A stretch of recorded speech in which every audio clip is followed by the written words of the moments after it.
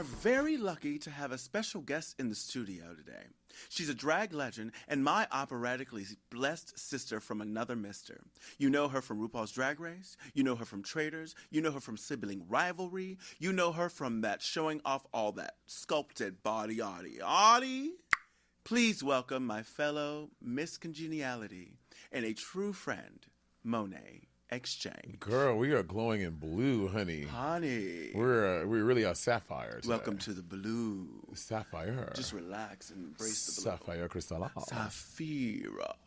That's a Portuguese. I don't speak any. I don't know. All I know is todo bem and obrigado. Obrigado. Have you been to Brazil yet? No. Bitch. And they keep trying to get me, and every time it's like, it just doesn't happen. Girl. I really want to go to Brazil. But I also... Come to Brazil and come in Brazil. Honey, that's the thing about it. That's why I want to go to Brazil. Them asses are fat. Yeah, it's fierce. It's really fierce. And it's also they will not adjust the language for you. Everyone speaks Portuguese at you. Like, and if you don't speak Portuguese, they speak Portuguese even harder and more at you. They don't be like try to help you out. They're like da da da da da. You're like sorry, I don't. Da, da, da, da. You about to learn today. They will, which I'm like absolutely. Actually, yes. Thank you. Yeah. Immersion. Yeah, absolutely. They said this is how you learn. Yeah, you're gonna learn like that. Are you going to suck this dick? Suck my dick. Like, I've been saying that the whole time. An ignorant American that only speaks English. That's your fault. That's they your just problem. take it out and go. Bloop. Now do you understand? You're like, excuse me, sir, may I have some more? Now I speak. You're 35 years old. I am 30.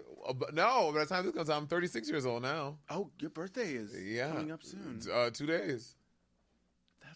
36 years old. I mean, happy birthday. Thank you. You know, I think at one point I used to be like nervous, not scared about age, but I will say the older I get, the less I fear death. I'm like the less I'm like death feels like a scary thing. And again, I'm acting like I'm like 50, 60 something. The older I get, the more I'm like, yes, honey, come on, bitch. No, but let's do it. I feel like when I was like in like my 20s, I was like, oh my God, like what if I die and blah blah blah, like that's probably so sad. And I'm like, you know, if I die, will I be sad? But it's gonna be a lot like before I died. It's just this nebulous of thing that I want to. I'm just gone. And you've done a lot. You know what I mean? So like, at 35, you're like, if I die, you know, I did a lot. Yeah, I just want it to be painful. Yeah, whatever it is. I don't want to die painful. So is bottoming painful to you? What? Is bottoming painful to you? Yes. Okay.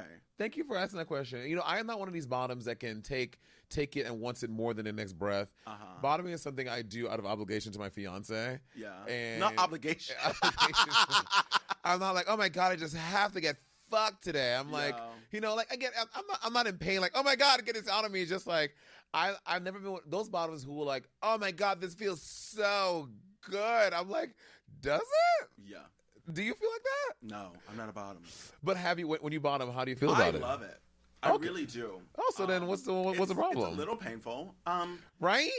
I got to this point. So this is the reason why I don't bottom, because I'm better. As a top. I'm a better top. I'm actually a great bottom, but I'm a better top than the tops. Okay. You understand what I'm saying? Yes. When I top, we all come. Oh. When I bottom, they come. Only you come. And maybe I'll come if they can last that long, because I do have that gorilla grip. Oh wow, she's afraid the got to be glued. Oh wow, bitch! I got the kind of shit that'll make your hair stick to your scalp. Yeah. Okay. Then maybe there's something. I will say there have been times in my life though where I have bottomed and it has felt really good. I used to fuck this one motherfucker. I used to fuck this nigga in Toronto.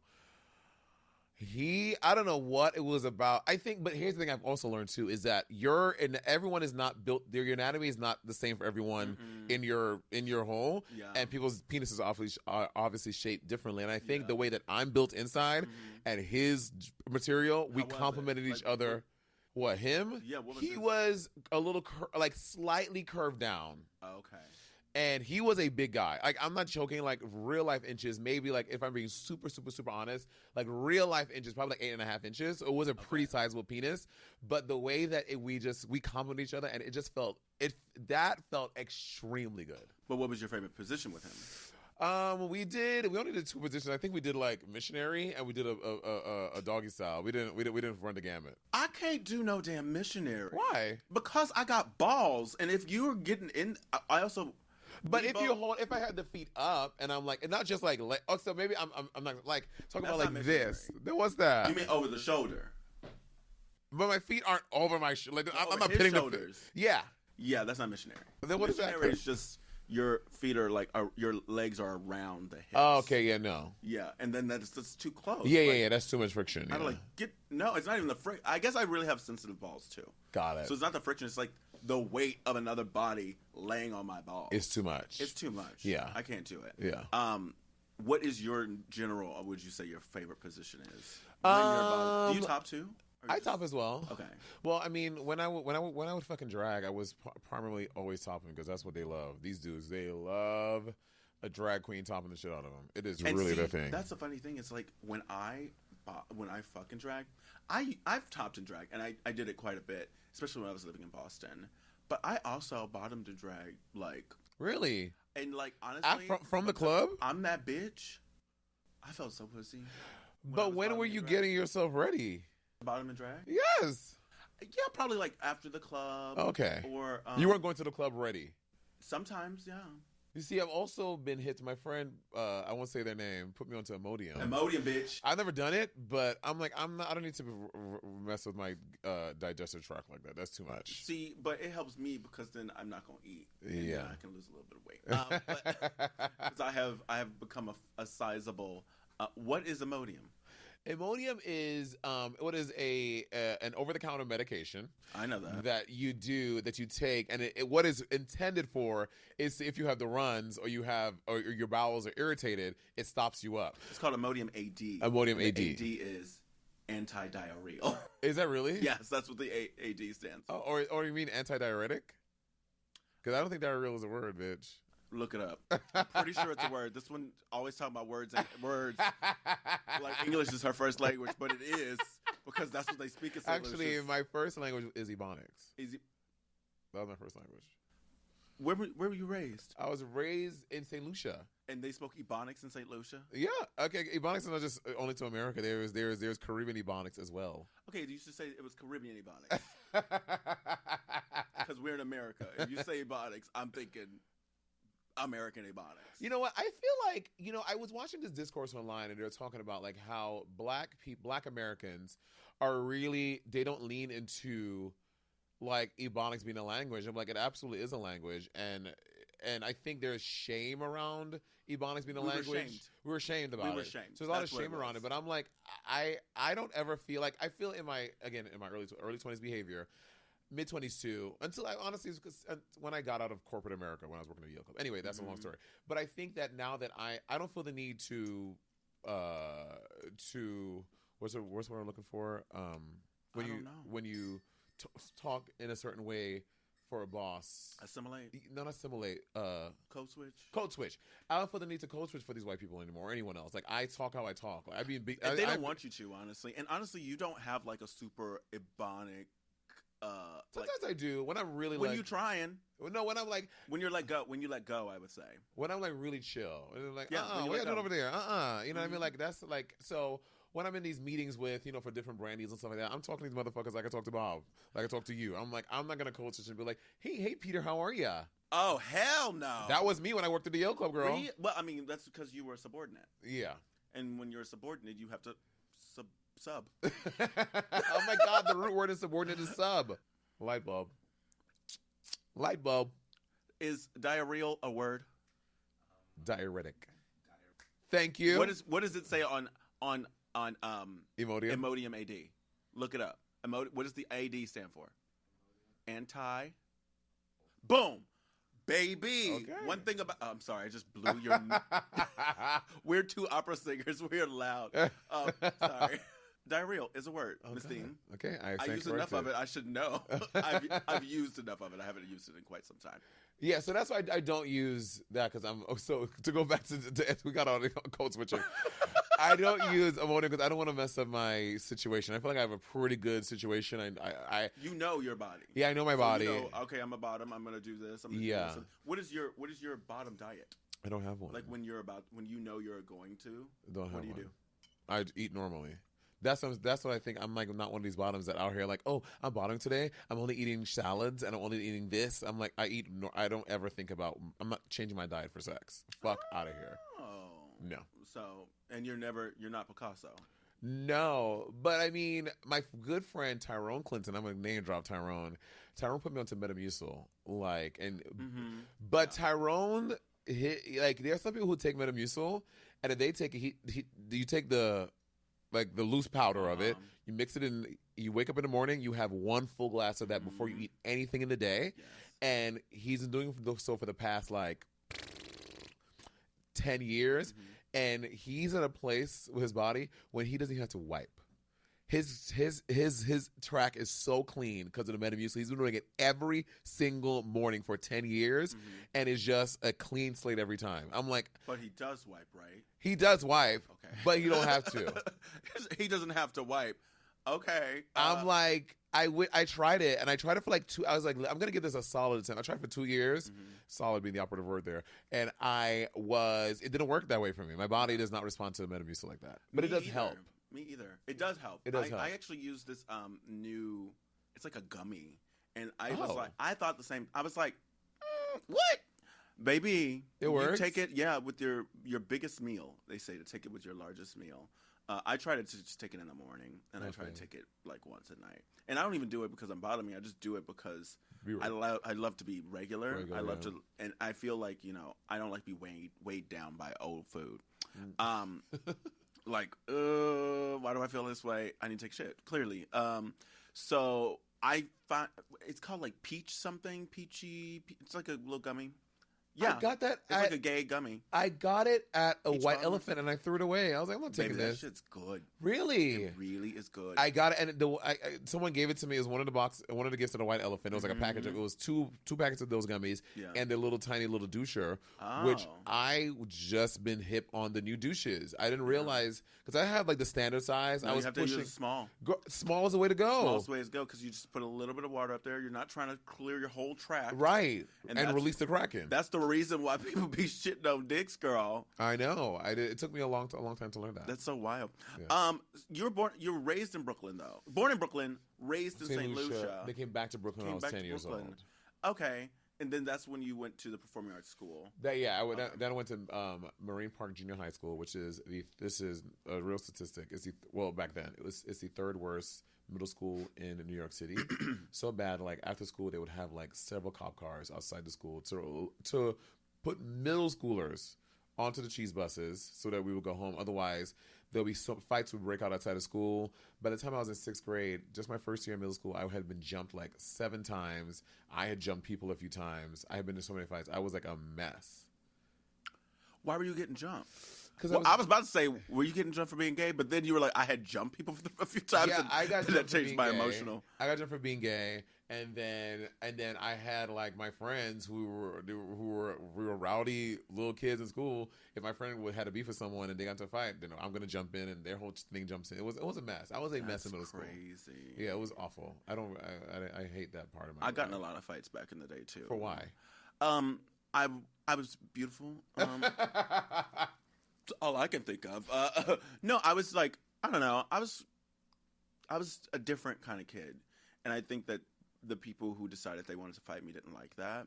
I was gayer without being gay. Like, I wasn't out. I wasn't even out to myself. But I was pretty fucking gay. Okay. And, like, I didn't realize that, like, you could be gay. I just was like, oh, yeah, this is what boys do. They just fuck each other sometimes and suck each other's dicks. Oh. But then I was always hanging out with the girls, and, like, everyone liked me. And I think I just got in fight with people who wanted people to like them. But everyone liked me. It just happened a lot. And then I realized that one of the people who used to pick on me in middle school probably wanted to fuck me. He just wanted to touch me, and he kept, like, tackling me and pushing up on me. And, like, in hindsight, I would have let him hit. If he had just said, hey. In middle school? In middle school, yeah. He was he was supposed to be a 9th grader, but he was in my 7th grade class. He was pretty stupid. But he was kind of cute. So people fought you because they were jealous? Not necessarily jealous. I think they fought me because I was very flamboyant. And I had this crew of like these 3 black girls. Shout out to April, Kamika, and Reiko. And they were like my tribe. They were like look out for me, and they were like the ones like if anyone would tease me, they had my back. So that's why when they were getting into fights with girls, I would have to jump in or because the girls would fight, and then one of their male cousins would be there. I'm like, if you jump in, I'm jumping in too. Yeah, we and jump in that was together. like a whole to quote Briar Blush, a squabble. Of You were squabbling outside the school. So that's the accurate way of saying that's that. the accurate way to use that. But yeah, Can you fight? Yeah, okay, I can fight. I've always been bigger than the other kids. Yeah, I can fight. I mean, you are a pretty substantial person. Damn, You got some big ass hands. that's substantial. I would I would be afraid to see those hands coming my way. Substantial is a crazy. If I was somebody else, you're a substantial person. You are substantial. You got that voice. You know, you see someone and like your voice comes from your body, and your body literally looks like it holds that voice. If that makes sense. Does it? Yeah. That's so weird because I feel like when I sing, my voice doesn't feel big. I feel like I have a small voice. But your speaking voice. Yeah. Your singing voice. I don't think we'll talk about that later. Not even here. But like your singing voice is bigger. I think that sometimes we try to do a thing, and it actually. I learned this recently. Like the way that we sing sometimes, we're actually doing ourselves a disservice where we're not allowing our full voice to carry the way that it could. Sure, yeah. And I just recently sang Di Torahala at with the San Francisco Symphony, and when I was in that room before, my voice was just carrying in a way that, and we've done shows together where we sang, it was carrying in a way that it had never carried before. It is like I've been working with some wonderful people, and it's been doing some things that it's never done my entire life or career. But you do have a very substantial voice. You can tell just because of your speaking voice, which is very booming. It has it fills any room you're in. So I'm grateful for opera. I don't know how you feel about this. I'm grateful for opera, but I'm so like I wonder what my life would be or what my artistry would be if I didn't find my voice through opera and through another musical genre.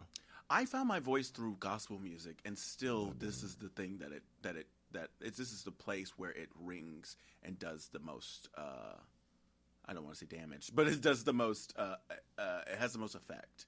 Like I love gospel music, but I am not a gospel singer, and I started in the church. I started singing in church, but I never really had that thing that like my friends did. But when I sang in the Catholic Church, I had that thing. But it's nature versus nurture. Like I have so many friends who grew up in the church, and they are like that's what their voice is. Leontine Price grew up in the church, and so did Jesse Norman, and they found that their voices were too big for that normal style of singing, and so that's how they got into. Well, I don't know about Leontine Price, but I know that Jesse was. They were like, "That's a loud girl. She's very loud." Yeah. And they realized that her voice was more suited for opera. Yeah. And like, you have a voice that's very well suited for pop music in a way that one wouldn't expect an opera singer to be. Yeah. You know what I mean? I like your music. It's really good. How'd you come about deciding, I'm not going to record an opera album? It's very hard for us as opera singers to go, oh, I should record an opera album, even though people ask us all the time. All the time. Are you going to do an opera album? Are you gonna work? Are you gonna buy that album? You're not buying no damn opera album. You're not. Stop it. Stop it right now. You are not going to buy no damn opera album. You're not doing it. And if I do an opera album, I'm talking about probably real instruments. And it's a whole different world of recording. And I mean, maybe in some ways a little easier than pop music because then you're not doing like all these vocal stacks and pads and blah blah blah. There's a whole, and writing. Anyway, it is different. But you're not buying an opera album. That's so the please. real thing. Like, don't play me. Don't play with me. Don't play me. And then I do this opera album. I spend all this money on opera album, and y'all be like, "Oh, that was cute." I'm not really into opera. Like, I just at can't. the end. You're engaged. Let me see the ring. I would like a ring. I would like a wedding ring. I would like a wedding ring. Well, you have it. I do. You don't even have to say you like it anymore. Well, this is an engagement ring. It's not a wedding ring, honey. You would like a wedding ring. A wedding ring. Yeah. Do you know what? Do you have y'all planned to? No. No. Well, have you received an invitation yet? I have not. Exactly. So that was kind of my a little. I was like, have you planned when it's gonna be? Because I didn't get an invite. He's currently in grad school, so it's gonna be after grad school. Oh, nice. Yeah. How long have y'all been together? We've been together now going on 4.5 years. Yeah. 4.5 years. How did you meet? We met on Hinge. So funny story. I just moved to LA. I moved to LA in March. Hinge. I was dating around, whatever. I'm not really dating, fucking around. And then I get a message on Hinge one day, like the week before I go to film All Star 7. I get a message on Hinge. He popped up. He was like, it was Andy. We were talking back and forth. And he was like, oh, this weekend, do you want to maybe catch, go on a date to get some coffee this weekend? I was leaving. They were literally picking me up that Friday to go film All Star 7. So I was like, I would like to, but I'm going away for 7 weeks to film a show, and I won't have my cell phone. So the answer is no, for now. And he thought I was just bullshitting because I didn't want to go. I was just making up a story. Mm-hmm. And then so I was like, but maybe when I come back, fast forward to 7 weeks later, I get back, I get my phone, and I open Hinge and go, oh my God, that guy. Let me hit him up to go on a date. And then he had deleted the app off his phone. Oh. And y'all hadn't even exchanged numbers. Numbers, nothing. He deleted the app off his phone. And I messaged him on there. And then, like 2 days later, he popped back up. Apparently, his friend saw that his profile was still active. He was like, "I know you deleted the app, but your profile is still active. So you should go and re-download the app and delete it, so you can delete your profile if you don't want to date anymore." He's like, "Okay, good thing." Goes back on the app, sees my message, and he's like, "Oh, you weren't bullshitting." He was like, "Here's my number. Let's set it up." And then the rest is history. The rest is history. Wow. Good on that friend too, right? I know his friend, who he's no longer friends with, by the way. Look, people are in your life for a reason, a season, or a lifetime. You know what I mean? And so clearly there was a season and the reason. And the reason. Look at you. Yeah. And then well, we moved pretty fast though. Like we started dating in September. We had started to move in by March. When it's right, you know it. No, it wasn't right because we moved in too early. It was a lot of growing pains. Oh, absolutely. I mean, growing pains. You never know until you move in together. You have to do it, and actually, there will always be growing pains when you live together. And but the thing, I had not lived with anyone since college. I had not lived with anyone for over a decade. Baby, I'm with mine right now, and I haven't lived with anyone for 6 or 7 years. Yeah. So and I'm very particular. I'm super OCD. I like my things how I like my things, and it was. I'm not OCD, but I do like my things. I like my things. So it was a lot to work that out. Yeah. Also, he's a little. We talk about this. He's a little. Codependent. I'm very independent, so I can do everything by myself. I don't need anyone to be in my foot next to me all the time. Mm-mm. His idea of us hanging out is us being at home on the couch together. This is me. Get off me. My idea of us hanging out is us being in the same house in 2 separate rooms. Coming and chilling with you for a second. Yeah, come a second. Okay, great. Oh, good. Goodbye. Literally, I love that. Oh, have you ever code switched around Andy and then caught yourself? No, I've never code switched around Andy. I would never. I mean, the fact that he's white is already bad enough. So. Have you ever code switched around his family? No, absolutely not. I'm like, well, by the time you met Andy, you were kind of over that, you know? Yeah, I was over that. So that was an old thing for me. But yeah, no, I am who I am. I love his dad. His dad is so sweet. Shout out to John Short. John Short is my homie. John Short is watching everything I do on TV. Oh, yay. He's texting me very sweet messages. I'm obsessed with Andy's father. Where are they from? They're from Boston. Oh. What part? Lexington. Oh. Sorry, I'm so ignorant. The state is Massachusetts. They're from Massachusetts, not Boston. It took me within mid-20s to realize that Boston was the city and not the state. New York City public education. You're welcome. At least you're pretty. So they're from Massachusetts, Lexington, Massachusetts. They're and his dad is so sweet. I love his dad. Yeah. Honestly, I wish I could marry the father, not him. I love John. That's sickening. You met him. You got together. You had a rough little time together. It wasn't rough. When did it start to smooth? When wasn't it chunky peanut butter and become smooth peanut butter? I would say after living together for a year. Mm-hmm. because there was just a lot to consider there. And again, I had never lived with anyone. He had always lived with people, so it was a lot to make that work. But I think that through it all was a lot of just, and I know it sounds so boring and so like, blah, blah, blah, but just a lot of open and honest communication about like, I don't like this, I don't like that. It would really be nice if you did this.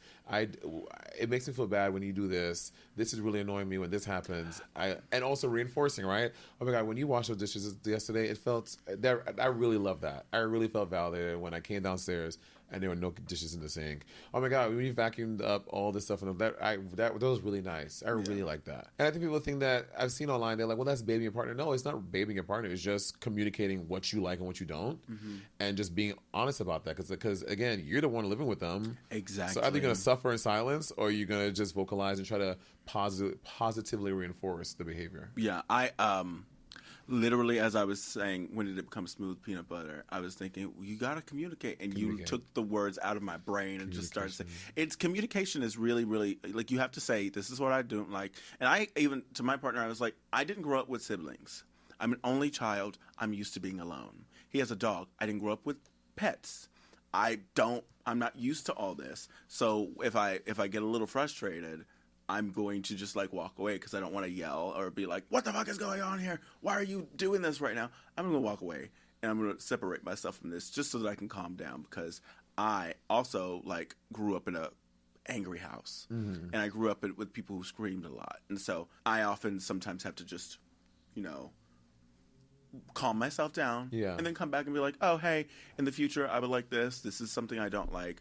And I often am like, hey, is there anything that you would like to say to me? Because I am very particular and also very vocal about how particular I am. But sometimes our partners are not as much that way. And so I think it's also important to invite, like when you have like a moment together, a check-in time. Yeah. Hey, this is what I'm feeling. Are you feeling anything? Because sometimes people don't know. You can say the same things. You can do the same thing to me. You can tell me how you're feeling, and I want you to feel safe in that. Yeah. Fair. I agree with that. It's fierce. And I'm so happy because I really like Andy. Andy's sweet. He's a sweetheart. And I like good white people. Well, I don't say he's good. Good white people. I wouldn't say he's good. Well, he's good at it, at least. So you started drag in 2012? Started drag in 20... Well, yeah, 20... Well, the first time I ever got in drag was I did the drag ball at my college where Peppermint came.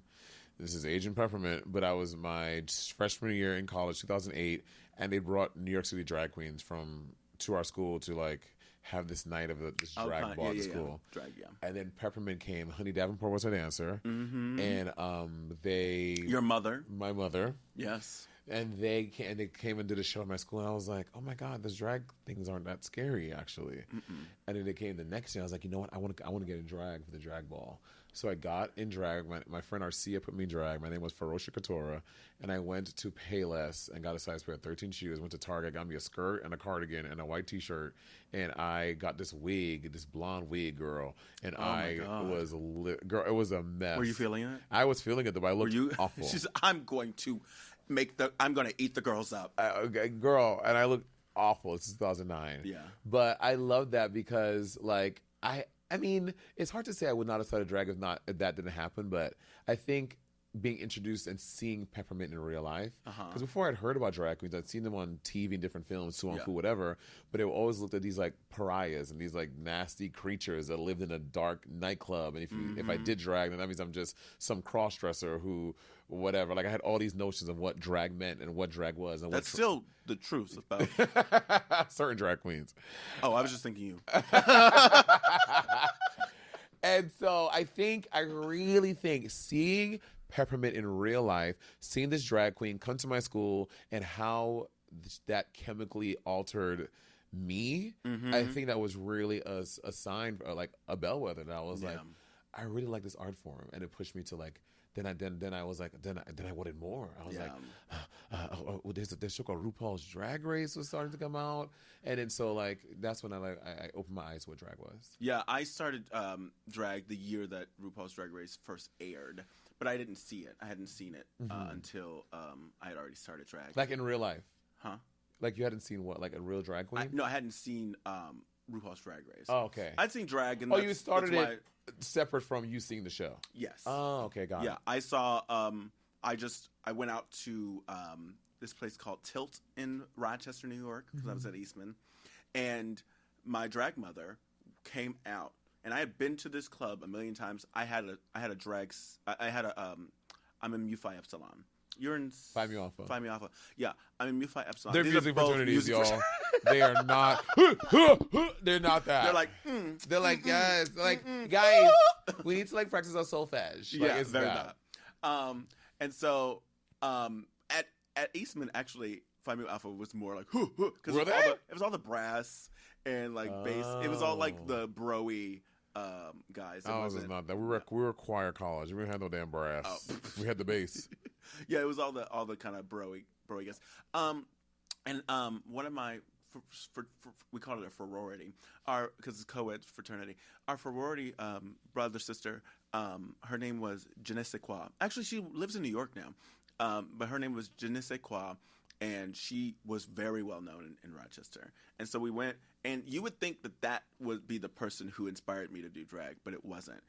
After Jenna came out, this woman named Delicious came out. Delicious. And when I tell you, my drag mama, there was kind of that moment when you saw Peppermint. When I saw Delicious come out, she came out to Diva by Beyonce, and this was like when Diva had just come out, and she came out, and I was like, I want to be a drag queen. I want to be a drag. And the way that she just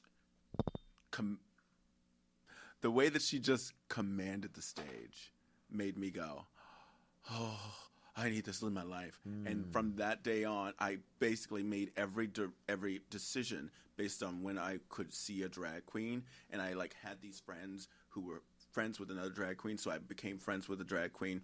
And then I went out to this party, saw Delicious, and then eventually we became friends. And she used to always grab my ass. Oh. Always grab my booty, because I have a big ass and I have a high ass. And I remember one time I walked into the club and she like grabbed my ass and just like followed me along. And I was like, Delicious. And we were at the bar and she looked at me and I said, Delicious, can I ask you something? And she was like, what's up, baby? And I said, will you be my drag mother? And then she never grabbed my ass again. Oh, because she was like, no, this is. She said, I'll be your mother. And she became my mother. And she painted me boots, baby. I was cunt. She had two other daughters who she also painted. And they were like. And they didn't look cunt. They were like, why didn't we look like that when you painted us? And she goes, because you don't have her canvas. Wait, where is Delicious now? She's in Rochester still. Okay, so yeah, it's Miss Delicious now. Miss Delicious. Rochester, that's also Pandora Box. Rochester's the home Darien of Lake. Pandora, Darien, Kasha Davis. Aggie Doon, honey. I don't know Aggie Doon. She's the girl. She's the girl. Dee Didi Fuego? Oh no, her name is Didi Dubois. Oh. Yeah. You were on Traitors. I was on the Traitors. You've appeared on Traitors. Appeared. One more episode than Bob appeared. But it was fun, yes. I fucking love doing the Traitors. You love games. I do love games. You love games. You have a game night. I have game nights. Yeah. I play mind games. One thing about you is you play fucking mind games. I do play mind games. It's always the Traitors with me, honey. You don't know what what faithful you're or traitor on the daily. Baby, keep your guessing. She's a faithful and a traitor. At the same time, everything or everywhere all at once. And the Traitors was so fun to film. I love that show. I think what I love about the show so much, and I've said this in so many interviews, but production cares so much about the integrity of the game. Nice. Which makes the game feel super real. Like before going down, I was like, these people are so dramatic. Like no one's fucking dying. Everyone calm down. You get there, the first murder happens, and you're like, okay, are people dying? I don't know. I'm scared. Girl, I use these microphones all the time. Oh, break this motherfucking microphone. But yeah, Traitors is fun. I love the show. When they ask me back, I will go back. I love Traitors. It is incredible. Elisa Renna, Maura Higgins, Colton, Natalie, Jam Jam. Who was it I like? Kristen, Mark. Everyone else can suck it. No, I'm kidding. I love everyone. They're doing all sorts. They're doing like a Traitors normal people now. Yes, they're called civilians. Sapphira, how dare you? Normal civilian? No, I call them Gen Pop. You're a civilian, girl. You're still a civilian just because you're a celebrity. That's what they call civilians. I call them Gen Pop. Gen Pop. Yeah. I love. Whoa. That's prison. Well, we are kind of in prison. This world is a fucking prison. Let me newsflash. Who would you like to see on Traders next? I think I would. This is a big wish of mine, and I think if they cast this person, the way it would be unlike anything they have ever seen on that show. They need to put New York Tiffany Pollard in that house. Oh yeah. Tiffany Pollard at the round table would be appointment television. Yeah. They need to have Nene Leakes in that house. Nene Leakes is the meme, the reality star that keeps on giving. She is so good. And I think they need to have T.S. Madison in the round table. Oh. Maddie would be so Maddie. good. Well, if not for nothing, just seeing Maddie's big ass, her ass just going around that castle wearing some tartan, trying to strategize. Maddie running into missions. Yes. Them big ass titties and her booty I would just. Maybe. That's that. Maybe I think she could win. But here's the thing: a lot of people are dissuaded from doing it because you have to do your own glam. So a lot of these celebrity ladies are like, I can do my own glam. Everyone you see on the Traders to this point, they've been doing. They've done their own glam. Their own glam. You can't have a team. You have to do your own glam every morning. Portia Williams was in there beating that mug. That's cunt. I know. And I'm obsessed with Portia Williams now. Well, you know what? Besties. The funny thing is that we can. We just have to have, not just us, but like everyone can do their own glam. You just have to have someone teach you how to do what you need to do to get. But on glam, the show. it takes a while to get there. Like you didn't look at this from the beginning. It took you years to figure it out.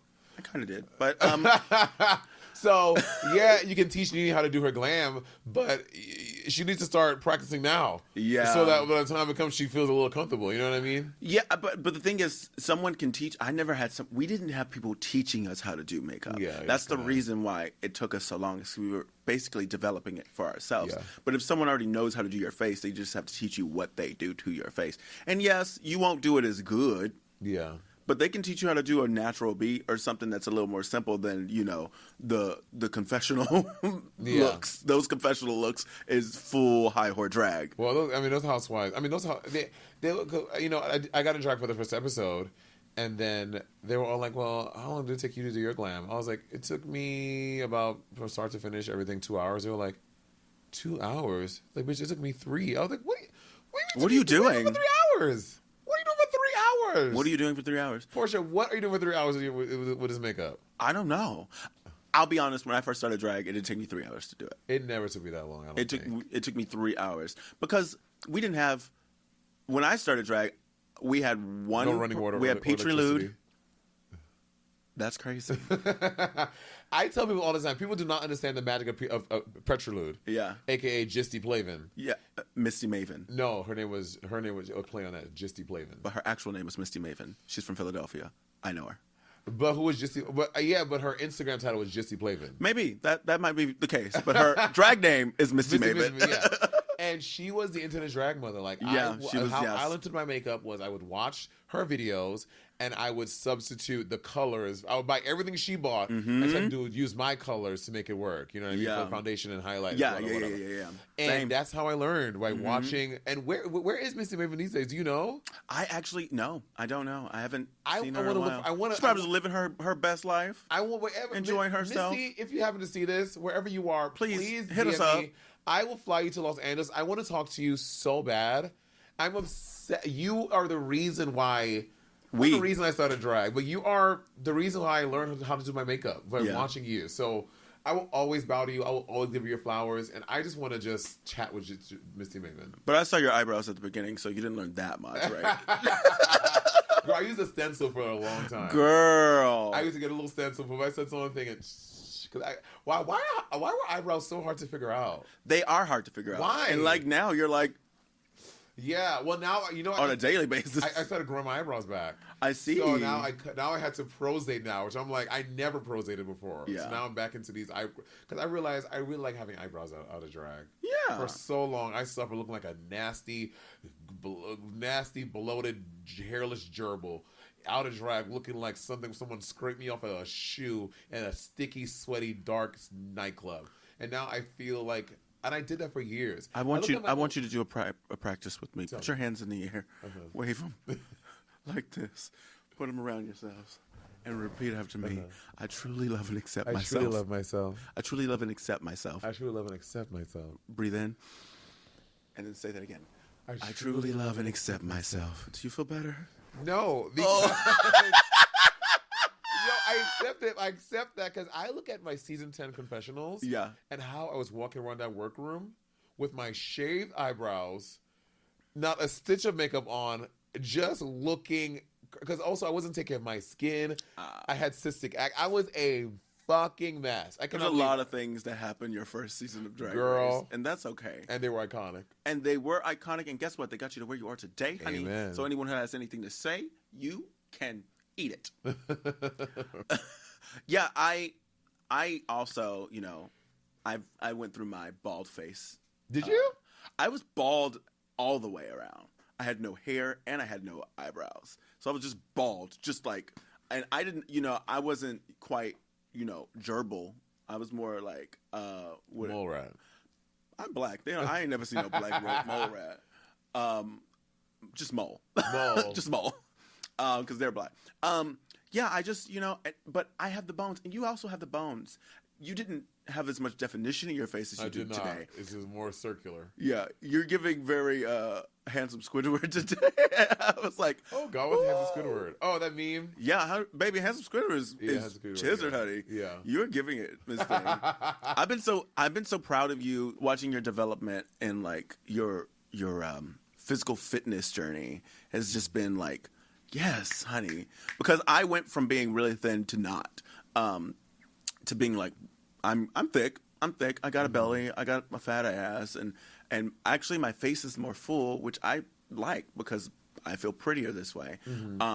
And I'm watching you, kind of just do something that's good for your body. How did that start, and how did we get here? Ooh, good question. I think for me, I was going into my mid-30s, and I was like, I had heard from people in their 40s, whatever, like, it gets so much harder for your body to lose weight and blah, blah, blah, blah when you get to a certain age. I was like, you know what? At this age, I'm at a comfortable place in my life. I really want to, for so long, especially for drag, and you know this, like I prioritized the hustle and the drag and the thing and doing 2 and 3 gigs a night and wearing the shoes that were fucking on my feet and not getting home until 6 o'clock in the morning and hanging out and like grinding, busting my ass for drag because it was something I was so passionate about, and it was like my lifeline.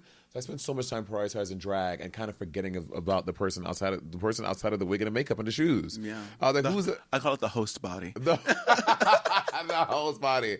I was like, who's that motherfucker? I don't care about him. I care about. He's not paying the bills. Yeah, I'm paying the bills. So then I moved to LA and I got to a place I was more comfortable and I was able to finally prioritize like me. Like it sounds so cheesy, but I remembered me. I was like, I'm important too. Like I deserve to get out of drag and feel just as good as I do in and out. Mm-hmm. So I started like seeing, and also it might be the LA thing too. I found like a dermatologist. I found an endocrinologist. I found all the things, girl. I think it's a money thing. You think? Well, when I got money, I got insurance, and then I have a dermatologist. I don't have an endocrinologist, so I don't even know what that is. But maybe I don't have that much money yet. But like I started seeing a dermatologist. I got my teeth fixed. I got like, I just like am able to do things that I could never even fathom being able to do because, once upon a time, dropping $300 or $400 on something, it was like, whoa, and now, now I've gotten to the point where I'm like, oh no, I need this. This is going to help me. Having a good smile is great. Yeah. So that when you do an audition, you can actually land that freaking audition. Yeah. Are they going to have someone with a cracked up smile be their representative for Colgate? Probably not. Yeah. You know what I mean? Yeah. You can represent Colgate. I did a Crest commercial. So I was the only Miss Congeniality who didn't win a check. Like, yo, you got a check, right, when you won? Yeah. So I was one of the few that didn't get a check, but my consolation was doing this Crest commercial. So I did a Crest commercial for Drag Race for that season. So, yeah, it's just like one of those things. So you were the first. Were you the first Miss Congeniality? Oh, Nina Flowers was. No. Well, the actual Miss Congeniality. You were the first one to get voted as Miss Congeniality. Oh, yes. By the cast. The first time, you were the first. So I differentiate Miss Congeniality from fan favorite. Because before that, so you count everyone for before season 10 as fan favorites? Kind of, yeah. Were y'all voted Miss Congeniality? But the fans don't pick. Like, for example, like season 4, like RuPaul just shows Latrice. But that's what I'm saying. RuPaul just chose. It wasn't chosen. Miss Congeniality is a thing in pageants. Yeah. Everyone in the pageant who's in the pageant chooses Miss Congeniality. So they ask y'all nowadays? Yeah. They asked y'all. I know, but I didn't know that girls after my Since your season, we have chosen Miss Congeniality. Got it. Interesting. Yeah. Which is really fun, I think. Because that's how it works in the pageant world. Like, the girls choose Miss Congeniality. They go and ask, hey, who do you think is Miss Congeniality? Yeah. And basically, who's been the nicest? Who's been the most... But that's not what congenial is. You know that, right? It's not about being nice. I know. What's congenial?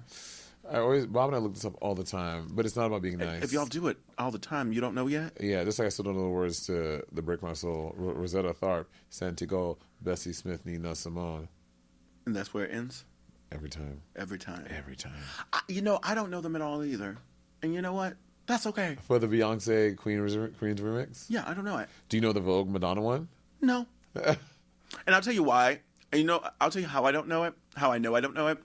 I went home for my 10-year anniversary of high school. Mm-hmm. And I did drag on one of the nights. And we went out. And then afterward, I performed at the thing, at the anniversary at the school. Oh, you performed like in drag? Yeah. For your class? For my class, yeah. Work. It was fun. And then we all went out to this club, and I was competing in this competition. Oh. And I lost it. Damn. I got all the way to the end because my number was really good, but then there was a lip sync for your life, and it was Madonna Vogue. And I didn't know it. Yeah, I didn't grow up with Madonna like that. Me neither. I didn't grow up, and Bob was like, I was like, I didn't grow up with Madonna like that. I also didn't grow up like watching Golden Girls. Yeah, I grew up. I did grow up watching Golden Girls, but I grew up with not Madonna. I grew up with Sade. You know what I mean? Mm-hmm. There's people. Is it a crime? Doom doom doom. Ah, doom doom. I live before that song, baby. I love making love to that song. Ooh, okay. Mm-hmm. So you like music during sex? I have to. My ADHD is too hyperactive. Like my brain, I can get out of sex while having sex. You can get out of sex what? Like my brain can escape the sex. Oh, you don't want to be there for it? No, it's not that I don't want to. It's that my ADHD is too hyperactive that I need something to keep me in it. Focus. I need music. I just don't like so depending. I put pound music on too. It depends on what we're doing. It's hot to hear the sounds of just y'all. Like I do like that sometimes, but most times I like a little ambiance. I gotta have a little music. Yeah, and people then, who don't like no once music, I'm like, what's wrong with y'all? Once it's time, once like we've gotten it all, we've had a good time for like an hour or so. An hour? What the hell you doing for an hour? Fucking. Oh, hell. My favorite thing about fucking is fucking. An hour is I don't crazy. like coming. I don't like to come. Something. Sex should not be longer than 17 minutes. 17 minutes is more than enough time for everybody to do everything they need to do, everyone to feel everything they need to feel. An hour? Hell no. Okay, so I have partners who can come multiple times. Okay. Why you need to come multiple times with me? Do one. Well, my partners enjoy coming. So I love seeing my partner come. I would say one of my kinks is seeing my partner come, and my other is just fucking just throwing just going at it for a long time. I just love to do it. I throw the dick. I throw it down, and I love it because when I was bigger. In college, I gained 60 pounds my freshman year. Mm-hmm. But when I started coming down, I was having a lot of sex. And I attributed, people were like, what are you doing? Because I wasn't working out. And I guess I was kind of eating better, but not really. Oh, so the sex will make you lose weight. I felt like I was losing weight because I was pounding so much. And I was having hours and hours of sex. So it was almost like going to the gym. Got it. And so I felt myself being like, oh, if I have a lot of sex, I'll stay thin. And honestly, when I had 2 boyfriends, honey, she was thin, honey, because she was fucking them down, honey. Yeah. One and then the other, and at the same time. See, here's the thing. I think I might be a little broken because I've been having sex for so long. Like, I think if I had to count. How long would you say? I've been having sex since I was 12 years old. I've been having sex, or I've been sexually active, maybe not full on like pole and hole, since I was 4 years old. 4. Yeah. Wow. So like I do think that on some level there is an unhealthy attachment to sex, but I don't feel broken. Well, I fully detached from sex, and to me, because like I mean, I was talking about how many partners I've had, and if I'm being super honest with myself, I'm definitely like well into 4 digits.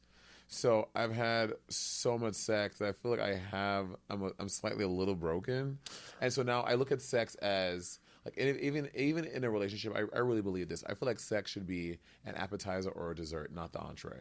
Because you're from New York, so it was easy to get laid. So easy to get. So easy to have sex. See, I'm everywhere. from Houston, and everywhere. Everything is so far away. So like, I didn't like when I started having sex. I only had sex with like my friends, my couple friends. The first time my friend put it in my butt, I like screamed and kicked him out of the house. I was like, that hurt. You can go. You know, it's giving up Yara Sapphira. It's like, very that. And that's literally what happened. I was like, ow, fuck, that, get out. And like, he didn't do anything, but his big ass, he had a huge dick. Yeah. I mean, let me be clear. When I was like 12, 13, those were people my same age. We were here. We were both in middle school. And boys even when I was exploring. 4, all people my same age. Boys exploring each other. Blah, exactly. Blah, blah, blah. But then when I went to high school, that's when it changed, because I went to the Professional Performing Arts High School, and this was in New York City. There were sex shops all over. Literally, my school was on 48th Street and 8th Avenue. There was a sex shop right in the corner on 8th Avenue, and they let us out for lunch. On lunch breaks, I would literally go to the sex shop and just be at the glory hole just hanging out with guys. On my lunch break for 45 minutes. At like 12, 13, and 14? 14 years old. That's crazy. I know. So I think that, so throughout my entire like teens and 20s, that, you know, I've been living alone since 18. Mm-hmm. So sex was something that I was always on Adam for Adam. I was on Craigslist. I used to put my Craigslist postings. Like I was... Girl, rip. Moment of silence. Rip. For Craigslist. Craig, come back, Craig. Craig, come back. Maybe. The girls will never know. They won't know. The children will never know. The kids don't understand. Baby, I got a boyfriend off of Craigslist. Baby, I met... A Nigerian prince? No. He was a trans man in New York City. When I moved to New York City, I just put out like a little thing, and he responded. I responded, and he was like, "Oh, they're so well mannered. This is so nice. They seem so sweet." He came over, and I wrecked his hole so good that he came over to my house like every single day. Oh wow! After school, during school, and by school I mean college. He was at CUNY. Oh, CUNY, yeah. And he's a lawyer, and so he was like literally in law school, and in between classes, sometimes you just come over, get pounded, and then we started dating, and like that. Oh, Craigslist. Craigslist was fierce. They had the M for T, T for T, mail for T, all the things. I made a lot of money on Craigslist. I made a lot of money on Craigslist. It was because I was a massage therapist. Oh, mm-hmm. So you're giving massages. That's a new frontier. Hey, baby, I would explore that. They all expected me to, they thought it was a massage. Mm-hmm. It was a massage. I gave them a massage. I remember when I was in Boston, I gave this one guy a massage, and he goes, at the end, he goes, "You know what? I wasn't expecting that. I wasn't dragging like bra and panties." He goes, "I was expecting something a little different, but that was a really great massage." And he gave me like $100 tip. Oh, wow. Yeah. Wait, when you said bra and panties, you had on like pads and tights, or just body and... Do you wear pads and tights? No. Exactly. Well, I've never known you to not wear pads and tights. I didn't start wearing pads and tights until I wore pads and tights at the beginning, kind of. Like when I moved to Boston, Charisma Geneva Jackson Tay, Juju B's mother, gave me pads when I moved there. Okay. And I wore those. But like when I was like, munch and trade for dollars, and I never actually munched trade for dollars. I just like gave people massages for money. But when I was doing that, I was like, why would I put on pads? And I have a big ass and I have nice legs, so I've just shaved my legs and give them a massage. One time, this guy was like, "Take more off." And I said, "Well, that'll be $100 more." And so I went across the room and took it off. He goes, now come over here. I said, that'll be $100 more. Not across the room. I did. Let me tell you something. Luscious Massacre is right. When I used to have sex with those men, my first couple of years in drag, when I looked like a gargoyle, honey, they would come over and it would just be a candle on, honey. I'm like, I would put the entire apartment is in darkness and just a one little bathroom light is on. I had the door 3/4 closed with just a little peak of light because they did not want to see this. But then I realized that's what they liked. Yeah. They liked that I looked how I looked. They didn't want no beautiful, gorgeous. They wanted the gargoyle. Yeah. They wanted the creature. Yeah. So I gave them the creature. They want to fuck a creature. One time I brought this guy home from hardware and we were at my house and I brought him all the way up to the Bronx. We're hooking up and I'm sucking his dick and I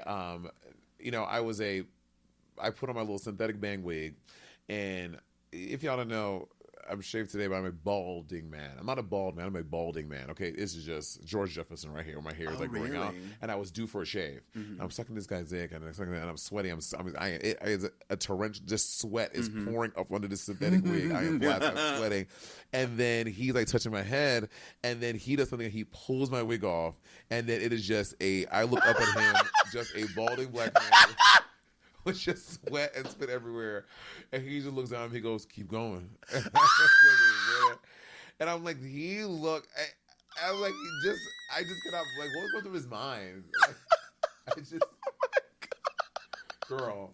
He was like, this is what I came for. I guess. He said, I'm taking this off. Well, what in my mind, I was like, then why did I even bother putting the wig on? I should just open it all like that. Why didn't you tell me? Girl. Because they don't want anyone to know now. Right. They don't want any, like, I did have like a piece of trade who kept saying, you don't have to put on drag. And I'd be like, that don't make no sense. No, you're wrong. You don't know what you're talking about. And he went, baby, and his thing was, no, it was thicker than this because I couldn't put I couldn't do this. At that point, what are we doing here? Are you trying to rearrange my jaw? Baby, my jaw. I mean, he just ate my ass for days. I had a guy like that one He loved. At one point, he was like, "Hey, can I come over with this guy? I just want to eat your ass while he gives me a blowjob because he knew I didn't like sucking dick." And then he said my ass was too tight for him because it was thicker than this. You think? It was like it's too tight, and I was like, "Gee willikers." Oh, you don't like it tight? Whatever. But whatever. We have a little bit of viewer mail. Oh, viewer mail. Okay. Viewer mail, yes. Drag Fanatic says, do you and Trinity share the crown and scepter? Who gets it on holidays and weekends? So we do a loan out situation, right? So I get it for the first half of the year. So I have it from January until June. Okay. And then she takes it on July 1st. And if there's any within those 2 times, if there's something one of us really needs it for, like she's doing a shoot and I have it in those a lot of times, she comes over, she signs a little loan out paperwork, she takes it, and vice versa. If there's something that I need it for in the second half of the year, I'll go over, sign the paperwork, and I borrow it. So that's how we share it. It's interesting that you say that because I've been in your house in the second half of the year, and it was definitely at your house. Because I was doing a shoot. So okay. That does make sense. Okay. Yeah. I don't even know because you be lying, girl. That's how we do it. Monet Liar Exchange. Mo Lies Exchange. Mo Lies Exchange. Ashley.Timsdale asks, who do you still talk to from your season of The Traitors? I still talk to Lisa. Luda came from her house today. Lisa Rena, Maura Higgins, Colton Underwood, Rob. I'm actually going down to Alabama. Rob and he's going to teach me how to catch some snakes in Alabama. I'm very excited about that. I talk to everyone. I'm a very likable person. Everyone loves me. There's no one I'm not talking to. Ron Funches was a little weird for a while because I was so irritated by him going on all these things saying like, oh, now I know what these people are and I'm going to come at the reunion and read these people. And I'm like, you saw the reunion, he didn't do shit. So I was a little weird over that, but Ron seems like a nice guy. Nice. Yeah. Do you have anything going on? Yeah, I have my comedy tour, High Heels, Bad Knees. We're both on tour. Yeah, my stand-up comedy called High Heels, Bad Knees. I'm so proud of this material. This has been a year and a half of cultivating this material. It's so funny, and I just love that I'm in this stand-up era, and it's just I love them stand-up. Stand-up is such a dope art form, and I'm happy to be here. You and Bob often perform together. And even have your famous podcast, Sibling Rivalry, which I love. I listen to it, actually, like not even just... I listen to it to support y'all because y'all are my sisters, but often listen to it, like when I'm driving. If I have a long drive or something, I'm listening to Sipping or whatever because y'all are hilarious. And it's nice to hear your friends. Yeah. And just be like, oh, oh, them. They're so funny. Are you going to follow in Bob's footsteps and star in a Broadway musical that's about to close? Ha ha! Can I tell you, when they announced the closing of Moulin Rouge a week after Bob was in it, baby, some desserts are best served cold, hot, like Tyra Banks' hot ice cream. Mm-hmm. So it was delicious, and I was gonna make a TikTok. It was gonna be the sound "Y'all want to see a dead body" and just post the Variety article of Moulin Rouge closing, and Bob but I was like, he's probably gonna be sensitive about that because he chooses the most random things to be sensitive about. I'm like, whatever, but it was great. The jokester of all jokesters is like, girl, there have been 2 episodes of the podcast that the world will never see the light of day because we got into like actual arguments. One of them I have, the other one happened here a few months ago, and Jacob cut the cameras, and I'm like, no, like keep the cameras rolling. I'm like, I'm about posting everything. Yeah. And we got into like we had to stop cameras because we were so mad at each other. Well, he was more so mad, and I was just sitting there like, okay, girl. And then we had to like stop cameras, have like a heart-to-heart for like an hour. It was so ridiculous. You're both water signs. We are water signs. Yeah, those water signs, they are emotional folk. And I love you, though. I'm not emotional. Bob is emotional. Maybe you're emotional on a different level. Maybe. Yeah. Like, Bob's a crier. I'm not a crier. Me neither. I'm not a crier. But I'm a Libra, and I literally do not have feelings. Say that to me, deadpan, and be like, I'm a Libra and I do not have feelings. That's crazy. I don't. I really try. But I'm so bad at it. So where can they get tickets for? Oh, go to MonetXchange.com because I really recently redid my website. It's so fucking cute. MonetXchange.com to get tickets. And and if you just Google, I always tell people this. If you can't remember my website, can't remember any of my names on any social media, just type into the Google machine your city and my name, Monet, and it will pop up if I'm going to be there anytime soon. And that's Monet. The letter X, the word change. X Change. Yeah, that's wonderful. You and Bob inspired me, and it's one of the reasons why I'm going on tour as well, is just like our stories and having, these black drag queens who are funny and embrace it. Mm-hmm. There's a lot of people who are funny or who embrace funny and they're not funny. But there are some people who are funny and they just say their names. You told me before. List all 7 right now. No, I'm good. Okay, I'll start. Go ahead. Okay. Bob. Okay. Bianca. She's funny. And we're going to talk about funny people. No, we're talking about unfunny. Wow, you said Bianca should stop doing comedy. It should be over. Damn, B, you heard that, B? I know you have a house because of it. But stop. It's been a pleasure having you here. Thank you for having me. I really do love you. I love you too, Sapphira. We have our show Sound Cake. Sound Cake. Yeah. So Oral Confections. Oral Confections, not Oral Confections. That's something different. That's when you get that sounds snake, honey. That's a bukkake, honey. Oral Confections. And if you are out there and you want to see Sound Cake, because we did it at the Lincoln Center and sold it out, had a line around the block even after it was sold out. If you want to see it again, make sure you talk to your local orchestra, your local opera company, and let them know that you want to see Monet X Change, Sapphira Crystal, and Thorgy Thor in Sound Cake, Oral Confections. Yes, come on. Burbank Symphony, book us. Baby, is there a Burbank Symphony? Probably. Nah, damn Burbank Symphony. She's just making shit up. That's crazy. It could be a Hollywood Bowl, though. Hollywood Bowl would be cute. That really would be cute. Yeah. It's like it's... See? All right, come on, Burbank Philharmonic. Let's do it, honey. Yes. I do love you. I enjoy having you, seeing you every time I come to LA because she don't never come visit me.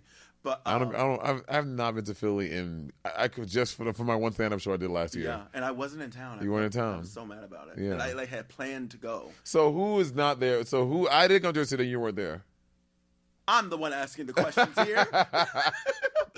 I love you so much. Thank you for being here. And thank you for joining me and Monet for Sapphira. Always remember to truly love and accept who you are, when you are, where you are, how you are. You are perfect today.